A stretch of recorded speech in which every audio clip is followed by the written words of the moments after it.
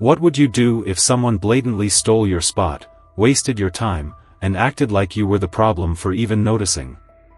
I wasn't looking for trouble that afternoon. All I wanted was to fill up my truck, grab a cold drink, and get back on the road. The sun was relentless, turning the pavement into a shimmering sea of heat waves. My gas gauge hovered dangerously close to empty, so I pulled into the first station I saw, scanning for an open pump. That's when I noticed her. A sleek, black luxury sedan was parked across 2 spaces, right in the disabled parking zone. I frowned. There were clear signs posted, but whoever owned the car had made it their personal VIP parking. A few feet away, an elderly man in a wheelchair sat in his van, waiting. He glanced toward the gas station doors, clearly hoping the car's owner would return soon. A young gas station employee, his name tag reading Tyler, stepped outside and hesitated before calling toward the entrance, "Hey, ma'am, this is a reserved spot. Could you move your car?" No response. A moment later, the woman strolled out, mid-40s, blonde, oversized designer sunglasses, dripping in wealth and arrogance. She was carrying a bottle of expensive mineral water, scrolling on her phone like she hadn't heard a thing. Tyler tried again. "Ma'am, this is a handicapped space." She waved a dismissive hand in the air without even looking up. "I was just grabbing a drink." Relax. No apology. No acknowledgement of the man still waiting for a legal parking spot. Just pure entitlement. I shook my head, rolling past the scene, deciding it wasn't my problem. I just needed a pump. I spotted one near the entrance and turned toward it, only for the same black luxury sedan to suddenly lurch forward, cutting me off. I slammed my brakes, my tires skidding against the hot asphalt.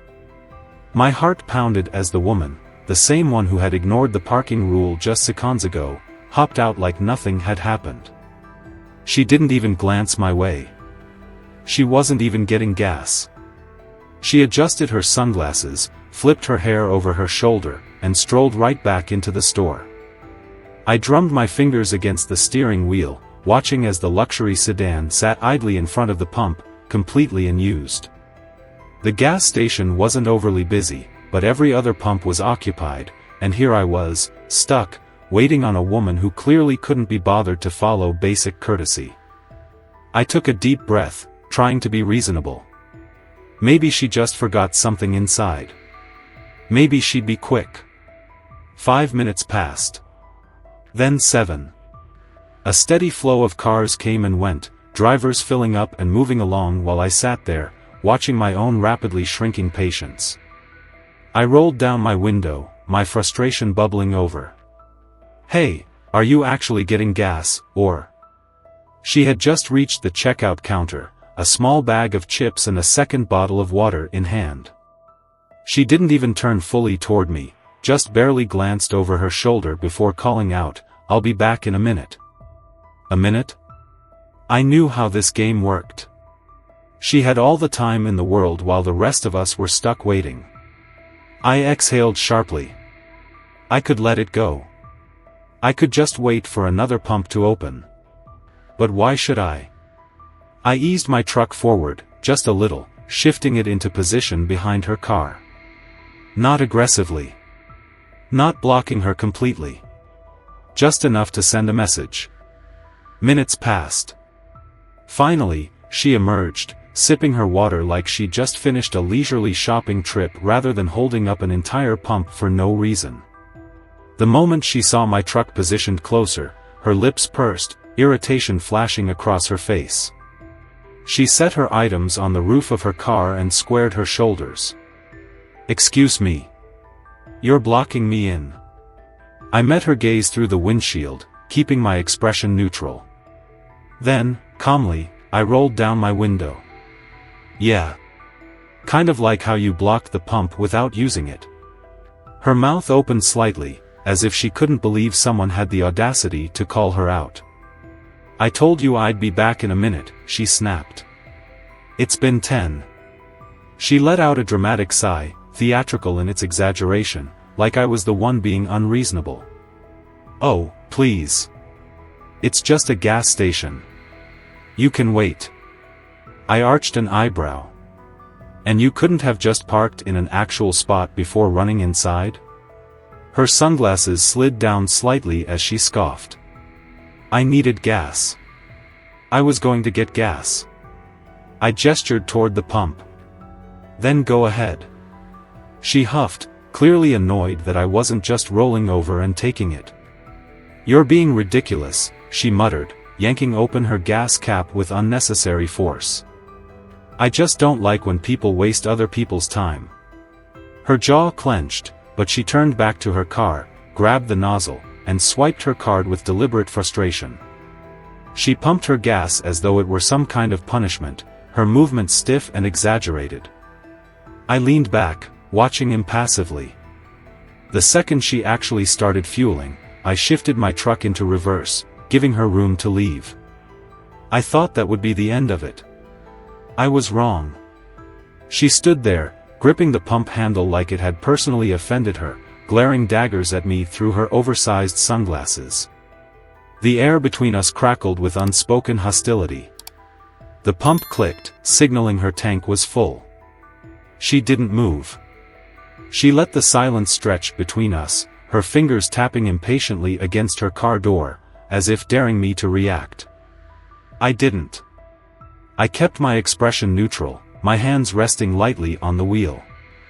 Finally, with a sharp, deliberate motion, she yanked the nozzle out and slammed it back into its holder. The gas cap clicked into place with an almost vindictive finality. She snatched up her water bottle and chips from the roof, muttering something under her breath, and yanked open her car door. I expected her to speed off in righteous indignation, maybe lay on the horn for good measure. But she didn't. Instead, she just sat there. Her fingers curled tight around the steering wheel. A prickle of unease crawled up my spine. Then, suddenly, she threw the car into reverse. No hesitation. No glance back. I barely had time to react before her taillights flashed toward me at full speed. I slammed on my brakes just in time. My tires screeched against the pavement, the jolt of adrenaline shooting through my veins as she cut an angle so sharp it nearly clipped my front bumper. She didn't even stop. She threw the car into drive and shot forward, swerving wildly out of the station, tires screeching. A cloud of dust and exhaust lingered in her wake as I watched her taillights disappear into traffic. For a few seconds, the gas station was silent. Then, slowly, the world resumed its normal rhythm. I exhaled, steadying the frustration still pulsing in my chest. Fine. She was gone. I rolled forward, finally pulling into the open pump. I grabbed the nozzle, swiped my card, and let the rhythmic clicking of the gas ease the tension from my muscles. The sooner I got back on the road, the better. But just as I was starting to push the whole ridiculous situation from my mind, my phone buzzed on the passenger seat. I glanced down. A notification flashed across the screen. Local community forum update. Curious, I picked up my phone. The second I saw the post, a fresh wave of irritation flared inside me. There it was. A blurry photo of my truck, taken from the gas station. And the caption? Some people think they own the road. Got blocked in by an aggressive driver at the gas station today. He thought he could tell me where to park. Absolutely ridiculous. The name attached to the post? Vanessa Whitmore. I clenched my jaw. So this was how she wanted to play it. I stared at the screen, my pulse pounding as I reread the post. The sheer audacity of it made my jaw tighten. Aggressive driver? Blocked in? She was twisting the entire situation to make herself the victim. And the worst part? People were eating it up. Comments were already flooding in. Ugh, I hate men like this. They think they own the road. What is wrong with people these days? Stay safe, girl. You should have called the cops. These road rage lunatics need to be dealt with. I clenched my phone, my teeth grinding together. She had cut me off, wasted my time, nearly hit my truck, and now she was painting me as some unhinged bully? A new comment popped up. We should report him. Maybe the police can do something about aggressive drivers like this before someone gets hurt. I exhaled slowly, willing myself to stay calm. Engaging in the comments would be pointless. These people had already made up their minds. They weren't interested in the truth, they wanted a villain to rally against. And thanks to Vanessa, that villain was me. My phone buzzed again. A new notification. This time, it wasn't from the forum. It was a number I didn't recognize. I hesitated before answering. Hello? Is this Ethan Brooks? The voice on the other end was firm, professional. My stomach sank. A cop. This is Officer Reynolds with the local PD. We received a report regarding an incident at the gas station earlier today. I shut my eyes for a second, exhaling through my nose. Of course. Yeah, I was there, I said evenly. What's this about? We got a call from a woman named Vanessa Whitmore. She claimed a man in a truck blocked her in at the gas station and was acting hostile toward her. She said she felt unsafe and wanted to report it as a road rage incident. I pinched the bridge of my nose, trying to control the frustration rising in my chest. She didn't just twist the story online, she actually called the cops. She's lying, I said flatly. I never threatened her. Never raised my voice. She cut me off at the pump, left her car there for 10 minutes while she shopped, and when I finally asked if she was getting gas, she acted like I was the problem. The officer sighed. I figured there were two sides to this. I just needed to get a statement from you.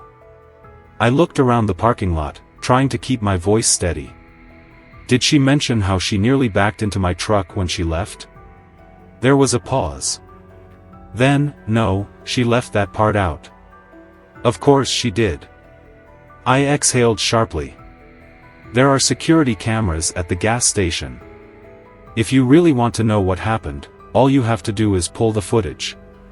We may do that, the officer said. For now, I just needed to check in. As far as I can tell, no actual crime was committed. But now I have a police report with my name in it, I finished for him. Yeah, he admitted. Even if it doesn't go anywhere, reports like these can stick. Just be careful out there. Translation: congrats, you've been flagged as a potential problem. I ended the call, gripping the steering wheel as I stared out at the street ahead of me. Vanessa hadn't just twisted the truth, she'd weaponized it. She hadn't been content with stealing my time or lying on the internet. No, she'd taken it a step further. She wanted actual consequences for me, as if I had done something wrong. I looked down at my phone, my stomach twisting as more comments poured into her post. She was winning. People believed her. They were calling for action against me. I had two choices: ignore it and hope it died down, or fight back. And I wasn't about to roll over and let her destroy my name over a gas station pump. I turned the key in the ignition and shifted into drive. There was one thing Vanessa hadn't counted on: I had the truth on my side. And I was about to make sure everyone saw it. I wasn't going to let this go. Not after she dragged my name through the mud, called the cops on me, and painted me as some aggressive maniac when she was the one who had nearly rammed into my truck. If she thought she could rewrite reality to fit her narrative, she was about to get a harsh wake-up call. I drove straight back to the gas station, gripping the wheel tightly as I pulled into the same lot where this whole mess had started. The evening rush had slowed, leaving only a few scattered cars near the pumps. Perfect. Less noise. Fewer distractions. Just me and the security footage I needed to turn this entire situation around. Inside, the blast of air conditioning did nothing to cool my frustration. Tyler, the cashier from earlier, was still at the counter, lazily scrolling through his phone. He barely looked up until I stepped forward and cleared my throat. "Hey," I said, keeping my voice calm but firm, "I need to speak to your manager. It's about the security cameras." Tyler blinked, clearly not expecting that. Maggie's in the back." "Why?" I leaned on the counter. "You remember that woman earlier? The one who blocked the pump and almost backed into my truck?" His eyes lit with recognition. "Oh yeah. The one with the attitude. She's now claiming I was some kind of aggressive road rager. She posted about it online, got a bunch of people fired up, and even called the cops on me." His eyebrows shot up. "No way." "Yeah. And I need that footage to prove what really happened." Tyler let out a low whistle. "Damn, man. That's messed up." He glanced toward the back door, then jerked his chin. "Hold on." A few minutes later, Maggie, tough-looking, mid-40s, sharp-eyed, emerged, crossing her arms. "What's this about security footage?" I ran her through the situation quickly, laying out the facts. I didn't embellish. I didn't add drama. I just told her the truth. When I finished, she studied me for a moment, then sighed. "Yeah, we have cameras. And yeah, I can check the footage." Relief flooded through me. "But," she added, "company policy says I can't just hand over recordings to random customers. Law enforcement can request it, though." I clenched my jaw, exhaling slowly. Not exactly what I wanted, but still something. "At the very least, can you confirm what's on the footage? Just so I know it caught everything." She eyed me for a moment, then nodded. "Give me a minute." I stood there, my fingers drumming against the counter as she disappeared into the back room. Tyler gave me a sympathetic look but didn't say anything. I didn't need words. I needed proof. 10 minutes later, Maggie returned, her expression unreadable. "Well?" I asked. "It's all there," she said simply. "She cut you off. She left her car at the pump while she shopped. You waited. You asked if she was actually getting gas. She ignored you. And then," Maggie gave a small, humorless chuckle, "she damn near reversed into you before speeding off like a bat out of hell." I exhaled sharply. There it was. Proof. Cold, hard proof. "Look," she continued, "I can't give you a copy. But if the cops want it, it's here." I nodded. That's all I needed to know. I turned to leave, but then an idea struck me. I pulled out my phone. "Can I at least take a picture of the timestamp? Just to show that footage exists?" Maggie considered for a second, then shrugged.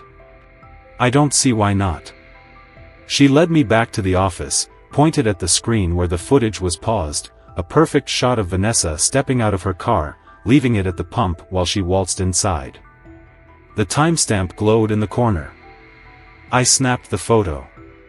"Thanks," I said. She nodded. "Hope it helps." It would. I walked out of the gas station feeling lighter, but also more determined than ever. Vanessa had counted on me rolling over. On people blindly believing her sob story. She hadn't expected me to fight back. But I wasn't just fighting. I was about to turn the tables. I didn't waste any time.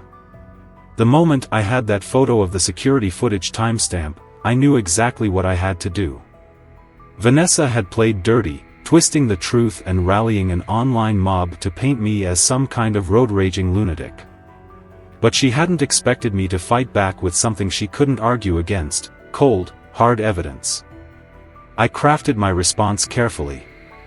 No ranting. No anger. Just the facts.